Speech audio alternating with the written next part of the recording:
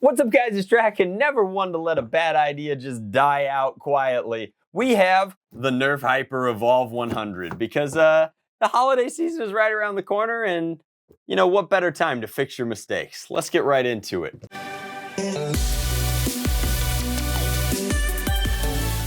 So what do we say about the Hyper series that we haven't already said? I think that there's not much to say. It's barely even a Nerf blaster. Logo, don't fool you. It's firing rubber bouncy balls. They're a really interesting ammo type that just like to gum up on the works. They get dirty very quickly, and when they get dirty, or even if they're clean, they have a hard time feeding appropriately with no real agitation in the hopper. We've experienced that in all of the models during the launch, but this is the second wave, the Evolve-100. It's truly evolving, but possibly backwards. Now, we do have 100 balls worth of ammo capacity and an instant spring open reloadable hopper. However, the blaster itself only comes with 70 rounds. Why is it that Hasbro ships very expensive blasters with less ammo than it can hold? Well, my secret theory is that they know that if loaded to its full capacity, it actually has a harder time feeding ammo into it due to how the ammo interfaces with itself. The truth is, maybe it's a cost-saving measure. Maybe they know about that bug and it's an attempt to alleviate that. Maybe they just don't care.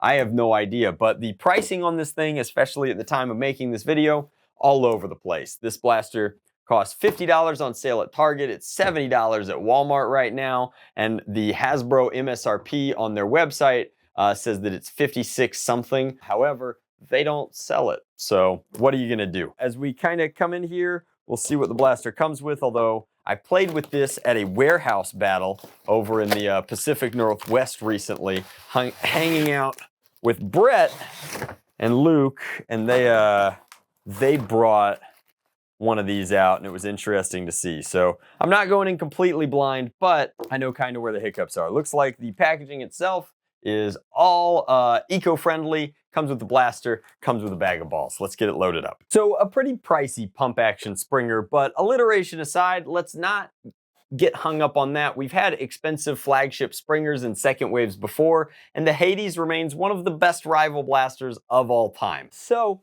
if you're into shooting rubber bouncy balls, this is probably a pretty good fit. It's actually got excellent ergonomics. It's sized for a larger Nerfer. While there's no stock attachment point, there is a small faux tinny rival-esque rail up at the top there amidst all the neon, and no real muzzle to speak of, or no muzzle attachment point, but there is a muzzle and a very aggressive, very sharp, almost lightning-esque pattern here. Now, I will point out, in true Hyper fashion, there's no hop-up tab. And we discovered when we did our Rush 40 review that really needed a hop-up tab, which is part of what we were doing with it on Foam Pro Shop. Now this control is very interesting because it's fully ambidextrous. You've got the safety here.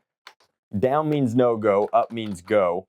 And then you have this mechanism here, which is both here or here. And a fun look at how this mechanism works from kind of the opposite side. You have to imagine your thumb is here, and then you push into it like this. Now, it's a lot of force, but given that it's designed for larger Nerfers, it comes with safety protection. It's sort of in that teenage category for the brand. It's assumptive that you have large enough hands that you could depress this mechanism. So at least with my dominant hand, and I guess we could thank SIG for this motion, you effectively come up to the D cocker here, and you push like so, and it very mechanically, satisfyingly opens up this feed ramp. When you release, it snaps shut, pretty aggressively in fact, and overall should make it easier to load. But there's nothing like talking about it. Let's actually do it. So we have our bag of 70 rounds here, and I guess with a even moderate incline here, that couldn't have been any easier. That was actually very featureful, very cool. If they ever made a Percy's that did something like that, I think it would be interesting. Now, you can see when I put the rounds back that inside the hopper, there's this interesting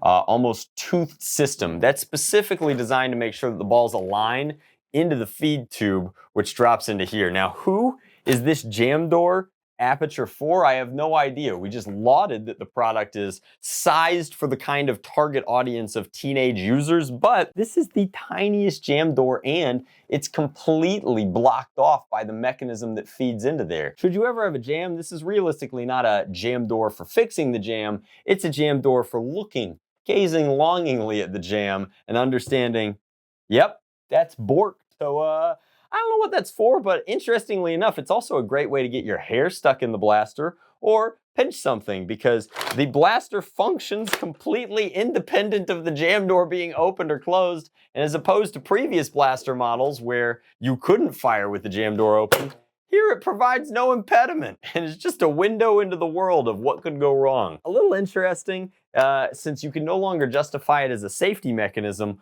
why bother having it at all? Now, I do want to point out, should you just snip it at the kind of pinch point there, it blends seamlessly into the shell. It's got the same mold release, which is a very aesthetically pleasing kind of retro, almost vaporwave design, which, again, if there's one thing to like about Hyper, it's the design of the blaster, the use of multiple different kind of releases, the pseudo carbon fiber, the heavy neon inspiration. These are really good looking shells, very well industrially designed at the very least. I just wish that they were firing either rival ammo or some kind of darts. But until we get a conversion kit from the hobby, and that was a good example there, because I got gummed up. You can actually see where the break is. Interestingly enough, this thing is fine. For like the first 5 shots, the ones that are fluidly in the tube, gravity carries them into the tube, the pump mechanism fires them, no muss, no fuss, no problems. As soon as you stop kind of agitating it actively though, 5 shots in, you really have to make sure that you remember to tilt forward. Otherwise, you wind up with a hopper that has a bunch of stuck ammo in it. This problem is exacerbated the more times you reuse the ammo, because the dirtier it is, the more it kind of sticks to itself. Think like one of those sticky hand grabbers in terms of its tactile nature and how dirty they get. That's assuming they don't bounce away from you on the battlefield, and you know pretty concretely that they're just not ever going to biodegrade. So, you know, no matter what you're foam flinging, you're probably going to be littering in some capacity, but these things are just about in the gel blaster category of you're A, never going to see them again, and B, they're going to look that way in 100 years. So let's take it outside, go lose some ammo in the woods, get you guys a chronograph reading, and give you our final thoughts. All right, so let's find out how these bouncy balls do. We'll put them over the chronograph first. That's 117, duplicate 117, 113, 17, 15, 13.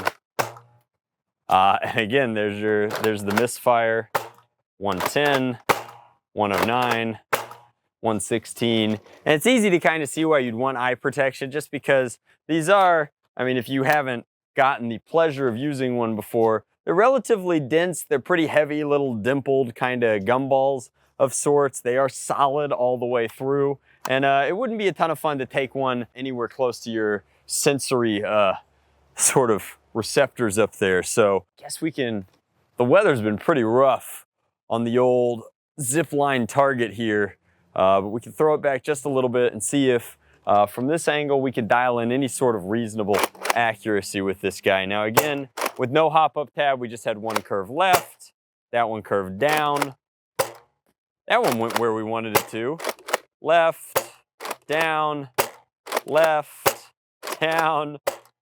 right, up.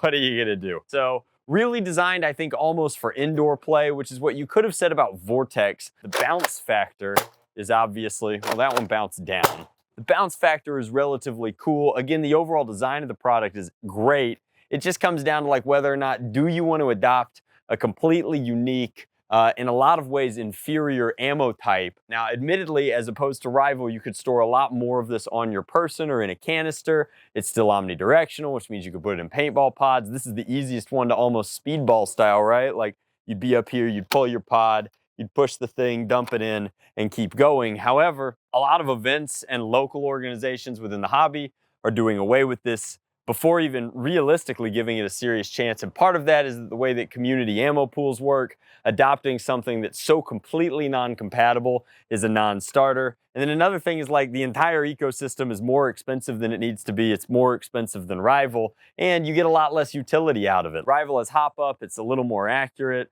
There's some knockoff ammo out there on Amazon and stuff like that that's readily available to make the cost of using the product that much cheaper. However, I don't want to write it off entirely. Let me know what you guys think. Again, like some retailers have already started discounting it before it's even gotten a ton of like a full suite of reviews out. So clearly they kind of know what's up in terms of the Hyper ecosystem and where it's going to sit on the shelves, which is to say it's going to sit on the shelves. It's what you call a peg warmer, right? Like, just kind of hangs out there and sticks around post-holidays. But I'm optimistic. I mean, I think that the design language, if nothing else, while hyper doesn't benefit from it explicitly, hopefully we start seeing better dart blaster design using this variety of deco and construction and this really sleek industrial design profile. Features like this would be a welcome include on future rival blasters, and it stinks in some ways to see a lot of good go into something that's hard to recommend because nobody's really going to get the opportunity to use it or